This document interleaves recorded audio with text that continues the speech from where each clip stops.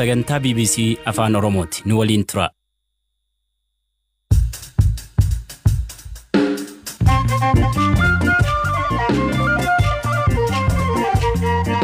Harka fuunee shamaa dhaggeeffattoota keenyaa sagantaan keenya roobii galgalaa eegaleera. Gabaasa keenya har'aa irrattis waa'ee ajjeechaa artist Hacaaluu Hundeessaa ilaalchisee odeessa hagammaatti jiruu fi haala miseensonni KFO kaleessa hidhaman keessa jiran irratti xiyyeeffanneerra. Maatii artist Hacaaluu Hundeessaa keessaa dabalatee namoonni 5 caalan Ambootti ajjeefamuu odeeffanneerra. Obboleessi hangafaa Hacaaluu waan qe'ee isaaniitti mudate akkanaan dubbata. Ilmi ho'isuma kootii du'eera. Kan abbaan koo kan obboleessa abbaa kootii jechuudha. Jaartiin ho'isuma kootii miilli rukutameera. Kan mucaan ishii fuudhuma harki rukutameera. Waa'ee miseensota isaanii hidhamanii hubachuuf akka rakkatanii fi yaaddoo akka qaban dura taa'an KFO Profeesar Mararaan ni dubbatu. Sagantaa kana kan isiniif dhiyeessu an Hamzaa Huseenii maraafuu haga xumuraatti nu faana turaa jenna.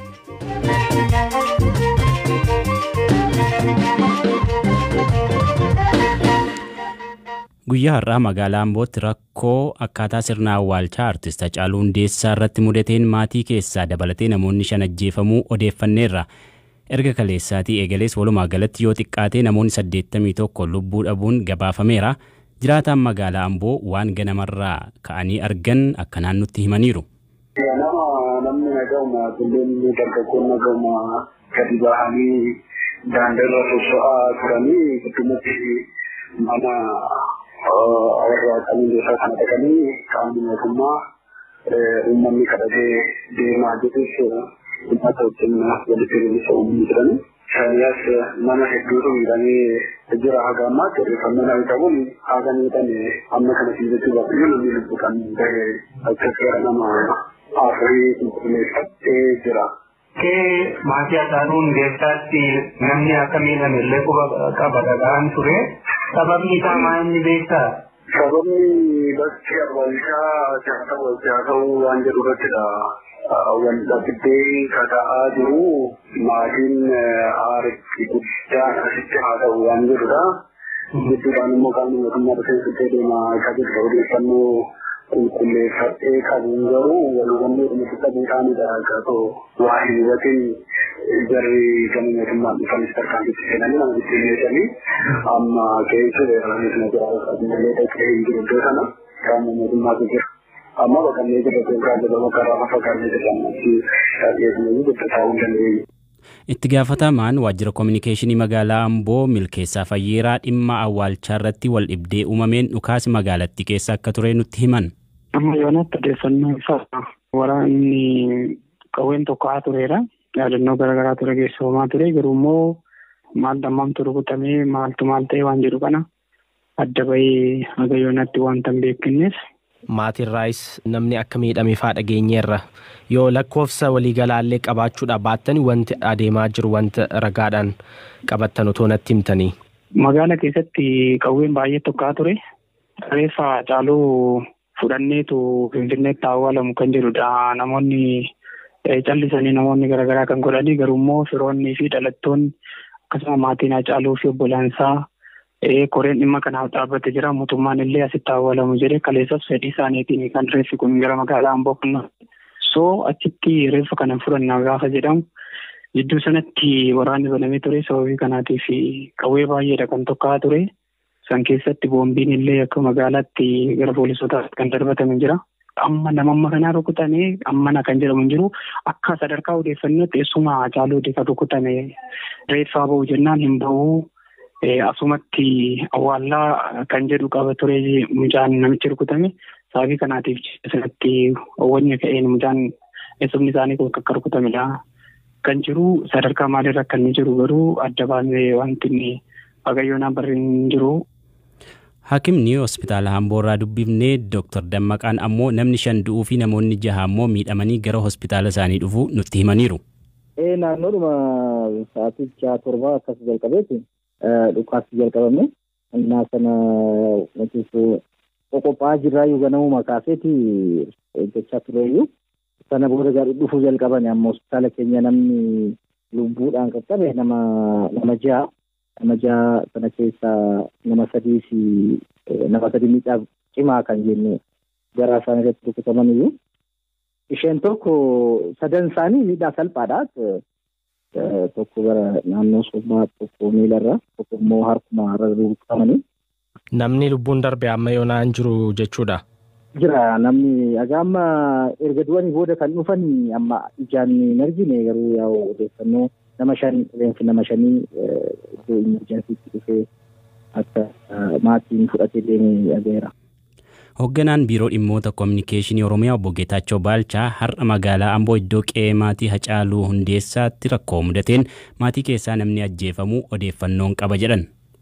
Maatii irratti kan ajjechaa nama raawwatamaa jiru wasiillee ajjeefamuu wasiila sana obboleessa haadhaa kan jedhu fi obboleessa abbaa kan jedhu jira garuu reeffa laannoof reeffa fudhannaa irrattidha walitti bu'iinsa kan uumamaa jiru. Kan abbaan nageenya nama ammaatti kan nagaye kan obboleessa haadhaa jedhaa gareen tokko kan immoo obboleessa abbaa kan jedhu malee kan abbaan nageenya. Odeeffannoon ani qabu sirni awwaalchaa borii kan geggeeffamu malee har'a awwaalcha geggeeffamu jedhee mootummaan karaatti dhiibbaa godhuu hin qabu sababii dhiibbaa godhuu hin qabu maatiidha kan kana murteessu. Innis riippoortii nama nuyi darbaa dabarsaan nu qaqqabeera kan agarsiisu maatii keessaa namni tokko darbeeraa kan jedhu eenyu akka ta'e garuu ammaaf hin qulqulleeffanne. Koomishinarri Koomishinii Poolisii Oromiyaa Araarsaa Mardaasaa galgala kana ibsa kennaniin ajjecha artist Hacaaluu Hundeessaa booda rakkoo mudateen miseensota Poolisii Oromiyaa 3 dabalatee haga ammaatti namoonni 81 ajjeefamuu dubbataniiru.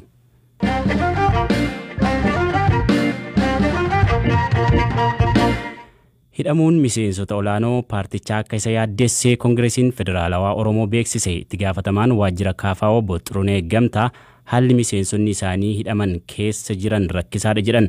Abukaatoon dhiyaatee itti haasa'uuf illee rakkoo ta'uu dubbatanii Habtaamuu Xibabuutu dubbise. Yeroo ammaa kana miseensoti olaanaan paartii keenya Baqqalaa Garbaa dabalatee miseensoti biroos obbo Jawaar Mohammad, obbo Hamzaa Booranaa amma maayikalaawii isa cufamee ture keessatti hidhamanii akka jiru odeeffannoon dhaga'ee jira.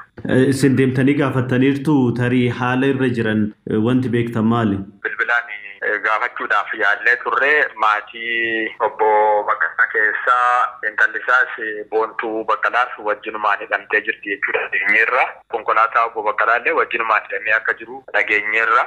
Mee garuu hidhamuun aangoota yookaan immoo miseensota sadarkaa olaanaa dhaaba keessanii dhaabbaticha hagam yaaddeessa? Namoota hooggansa kennanuudha. Baay'ee nu yaaddeessa. Obbo Baqqalaa Garbaa Saasabuu, obbo Jawaar Mohammad bu'aa guddaa buusu jennee namoota abdannu.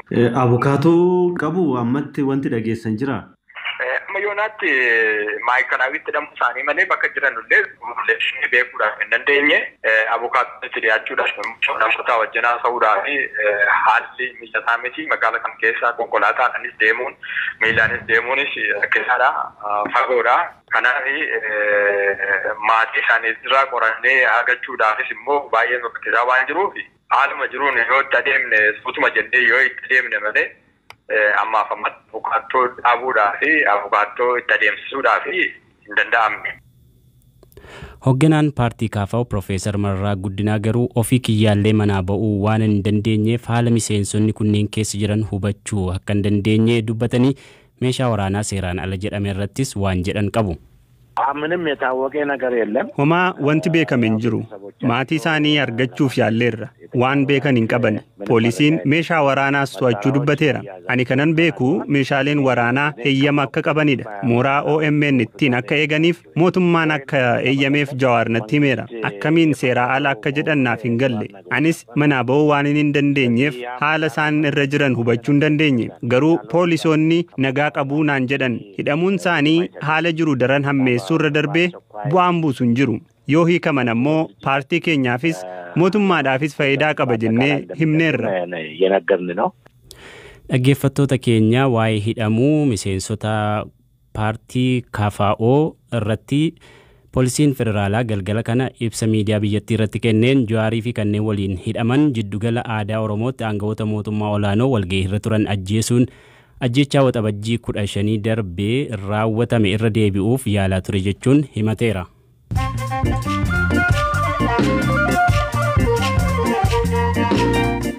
Ayya dhaggeeffattoota keenya ammoo oduun gaggabaabsee isinitti himaa weerarri koronaa vaayirasii ammallee dhaabbachuutti hin dhiyaanne jedhan Daayirektarri Dhaabbata Fayyaa Addunyaa. Ammallee bakkeetti weerarichi hammaachaa jiru US yoo ta'u kutaawwan bulchiinsaa 30 keessatti haalaan dabaleera. Itoophiyaan sababa hiriira mormii biyya keessa jiruuf koronaa vaayirasii qorachuuf akka rakkattee ibsiti. Kan har'a qoratameen namoonni 79 haaraa qabamuu fi kanaanis lakkoofsi namoota haga ammaatti qabamanii 6,127 ga'uu ministeera fayyaa ibseera. Durataan paartii Baaldiraas obbo Iskindir Naggaan hidhamuun isaanii dhagahamee miseensi paartichaa biroon BBC'f akka mirkaneessanitti obbo Iskindir har'a sa'a booda waajjira isaanii keessaa poolisiin fudhatamaniiru. Indiyaa keessatti weerarri vaayirasichaa dabalaa jira. Guyyoota lamaan darban keessatti namoonni 20,000 ol ta'an qabamaniiru. Magaalaa Mumbaay turtii sochii dhorkuu dheeressiteetti. Iraan ammoo erga weerarichi jalqabee lakkoofsa namoota du'anii olaanaadha jedhamee 162 galmeessiteetti. Dhaggeeffattoota keenya oduun gaggabaaboon kanuma turan.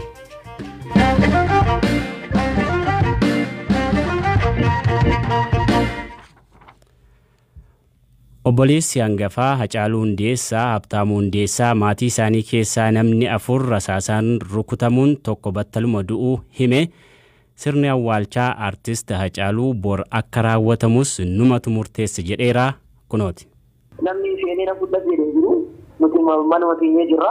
Ijoolleen gara alaa jirtu nama meeshaa qabatetti dhagaa darbatti meeshaa qabate isaanitti dhukaasaa kana keessatti namni miidhameera. Ilmi oyeessuma kootii du'eera kan guddiseedha. Kan abbaan koo kan obboleessa abbaa kootii jechaadha. Jaartiin eessuma kootii miilli rukutameera. Kan mucaan ishii fuudhuma intalli harki rukutameera. Kan obboleessi koo fuudhu miilli rukutameera. Kan obboleessi koo immoo fuudhu miilli rukutameera. Hiriyaasa immoo harki rukutameera. Eessatti rukutaman jarri kun maatiidha? Ala turan moo eessatti rukutaman? Kan du'e alatti rukutame. Osoo ijoollee ishii dhagaa darbachaa jirtuuti jedhee jedhu kokkeetti naqanii deemu. Bakka muluun isaanii karrumarra jiru. Karaatti hin baane. Bakka dukkaanaa jiru achitti karaa irra waan ta'eef manichi. Abbaan rukutan beekama? Rabbaa beeku maal beekna. Loltuunis jira, inni sibiilii uffatetti meeshaa dhukaasu jira. Hacaaluudhaaf kun hin malu garuu baay'ee nama gaddina. Nuti bakkeetti dhalatetti awwaalla kan jenne tokko kan osoo lubbuun jiru dubbateedha. Haati osoo jirtu, abbaan osoo jiru, osoo obbolaan jiru, namni biraa immoo reeffa isaa irratti murteessu firumaan jiru.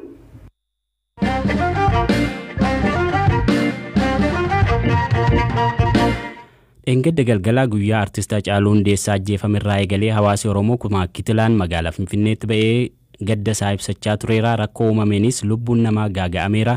Miidhaan qaamaaf qabeenyarras ga'eera.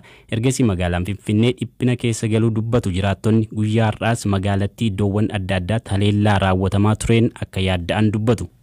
Naannoo Hayilee Gaarmeentii Oromiyaa kondominiyeemii keessa kan jiraadhu. Nuti Oromiyaa kondominiyeemiitti nam'anii kondominiyeemiin nafne mastaawutiin nafne mastaawutii fixanii ijoollee keenya fixanii inni kan rasaasaan inni kan dhagaadhaan duuti Hacaaluu du'a hunda keenyaati bakka hunduma keenya fixee jira fixanii jiru bakka wanti nuti dubbannu hin jiru dubbachuudhaaf iyyuu kun afaan qabna jennee waan dubbannu miti.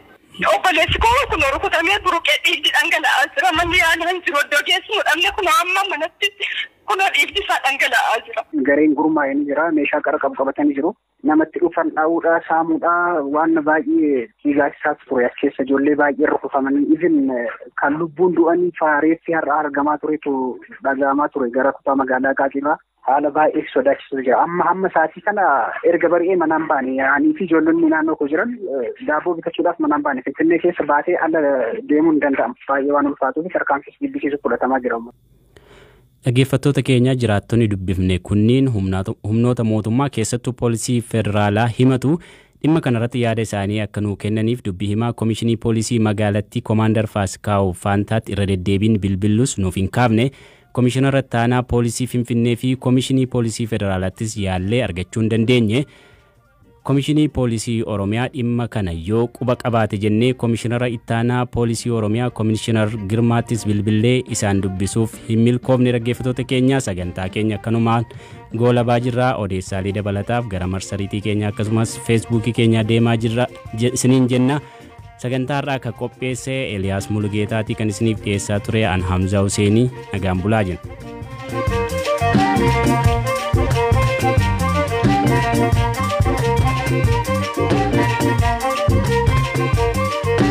Thank you.